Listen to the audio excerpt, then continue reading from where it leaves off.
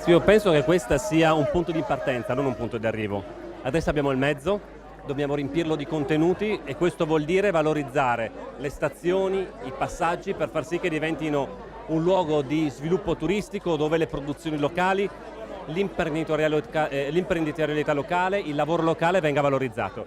Io di questo la giunta attuale si impegnerà con tutti gli strumenti che ha a disposizione e devo dire con lavoro, e va ringraziata anche l'amministrazione precedente regionale, perché sono molti punti da contestare rispetto al lavoro fatto prima. Devo dire che invece questo è in continuità e quindi è giusto riconoscere i meriti di tutti, della precedente e dell'attuale giunta. Sì, io spero che questo diventi qualcosa di costante, che non sia l'inaugurazione, ma ribadisco, l'inaugurazione sia un momento di lancio e di consolidamento di quello che può essere. A me piacerebbe che in ogni stazione ci fossero le specificità, le identità dei territori, perché è un valore aggiunto enorme, che penso siamo l'unica regione che a pochi chilometri di distanza ha così tante identità e differenze. Facciamole fruttare dal punto di vista turistico, perché è una bellezza straordinaria che abbiamo solo noi. Assessore Pizzimenti, oggi la tratta viene riavviata per il turismo slow, ma in prospettiva torneranno a viaggiare anche i pendolari?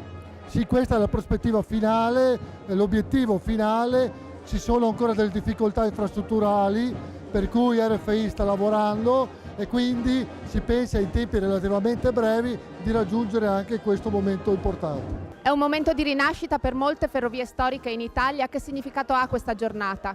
Una giornata fondamentale, un'altra milestone nel nostro percorso di ricostruzione e rivitalizzazione di una rete abbandonata prima, che è inserita nel territorio, un territorio ricco di cultura, di tradizione, di storia, che noi vogliamo riportare alla possibilità di essere utilizzata e usufruita da tutti, sia gli italiani, ma soprattutto un turismo di alto livello, sostenibile, colto, che sta ricercando attraverso treni storici, attraverso le biciclette e così via, un modo diverso di intendere il turismo, facendolo meta di riflessione, di attenzione agli elementi culturali dei singoli luoghi e quindi valorizzando le cose che in Italia sono tante e sono veramente di grande rilievo.